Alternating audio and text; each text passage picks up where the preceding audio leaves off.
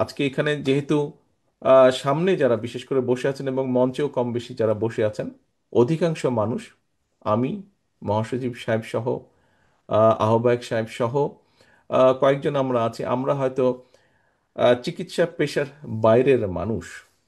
আর অধিকাংশ মানুষ, বলা যায় 99%-এরও বেশি সংখ্যক মানুষ হয়তো হলে উপস্থিত বা হলের বাইরে যারা আছেন কাউন্সিলর হিসেবে, সকলে এখানে চিকিৎসক বৃন্দ। মহাশিব সাহেব যেরকম একটি বিশেষ ধন্যবাদ জানিয়েছেন আপনাদেরকে, আমার মনে হয় আমারও একটি আপনাদেরকে অবশ্যই ধন্যবাদ জানানো উচিত। আমি দুটো বিষয় চিকিৎসক বৃন্দকে ধন্যবাদ, আগে ধন্যবাদটা দিয়ে নিই, তারপরে হাততালিটা দেন।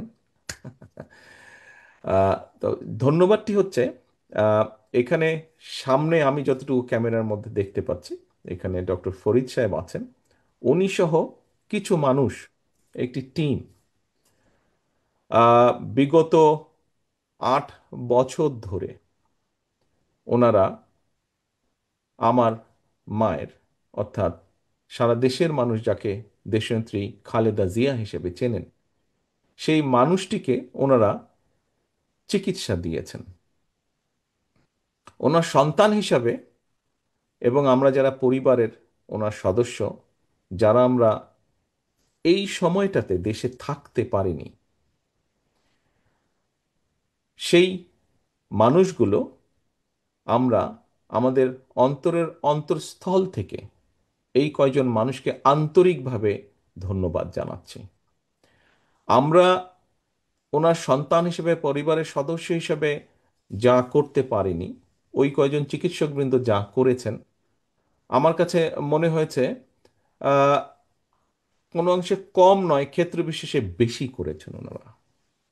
সেই জন্য সামগ্রিকভাবে গোটা চিকিৎসক সমাজের কাছে আমরা অত্যন্ত কৃতজ্ঞ পরিবারের পক্ষ থেকে। সম্মানিত কাউন্সিলর বৃন্দ, একই সাথে আমি আরেকটি ধন্যবাদ জানাতে চাই আপনাদেরকে একজন রাজনৈতিক কর্মী হিসাবে। সেই ধন্যবাদটি হচ্ছে, বিগত 1 যুগেরও বেশি সময় ধরে আমরা দেখেছি দেশে কি ঘটেছে। অনেকগুলো ঘটনার ভিতরে নিত্য নৈমিত্তিক একটি যেই ঘটনা ছিল, বিরোধী দলীয় নেতা কর্মী, বিএনপি সহ অন্যান্য রাজনৈতিক দল, এমনকি ক্ষেত্র বিশেষে বহু সাধারণ মানুষ যারা কোনো রাজনীতির সাথে জড়িত নন, কিন্তু বিভিন্ন সময় বিভিন্ন অন্যায়ের প্রতিবাদ করেছেন, এবং প্রতিবাদ করতে গিয়ে এই মানুষগুলো বিভিন্নভাবে শারীরিকভাবে লাঞ্ছিত বা আঘাতপ্রাপ্ত হয়েছেন। আমাদের নেতাকর্মীরা তো অবশ্যই হয়েছে। এই মানুষগুলোকে আমাদের ড্যাবের চিকিৎসক বৃন্দ, যারা সরাসরি ড্যাবের সাথে সম্পৃক্ত আছেন অথবা সমর্থক বৃন্দ, বাংলাদেশ জাতীয়তাবাদী দলের সমর্থক বৃন্দ, এরকম চিকিৎসক বৃন্দ সারা দেশে বিভিন্ন সময়ে বহু মানুষকে চিকিৎসা দিয়েছেন। আমি সেই সকল নির্যাতিত মানুষ যাদেরকে আপনারা চিকিৎসা দিয়েছেন, ডাক্তার সমাজ, ড্যাবের সদস্যবৃন্দের চিকিৎসা দিয়েছেন, এই সকল মানুষগুলো, চিকিৎসাপ্রাপ্ত সকল মানুষের পক্ষ থেকে আপনাদেরকে আন্তরিকভাবে ধন্যবাদ জানাতে চাই।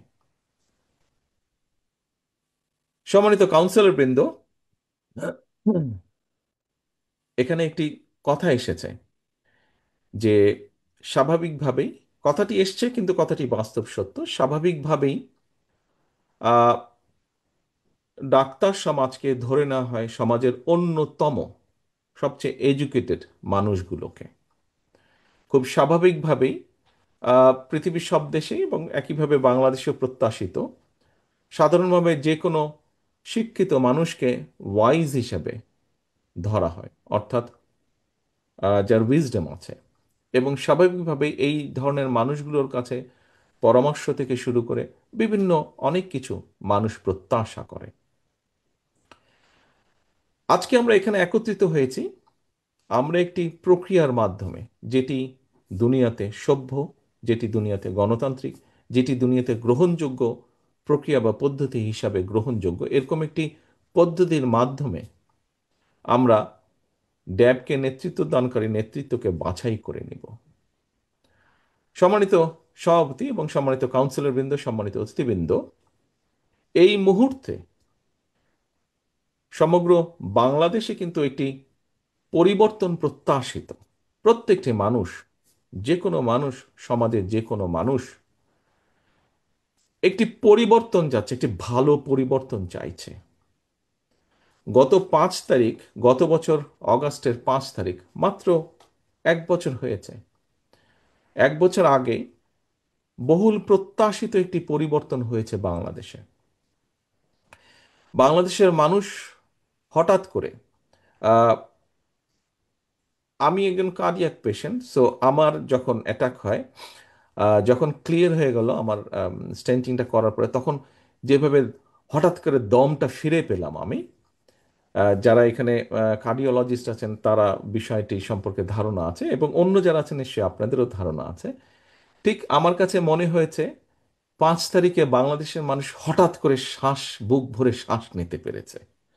5 তারিখে সমগ্র জাতি, সমগ্র বাংলাদেশের মানুষ এই যে শ্বাস নিতে পেরেছে, তারপরে কিন্তু মানুষ কি চায়?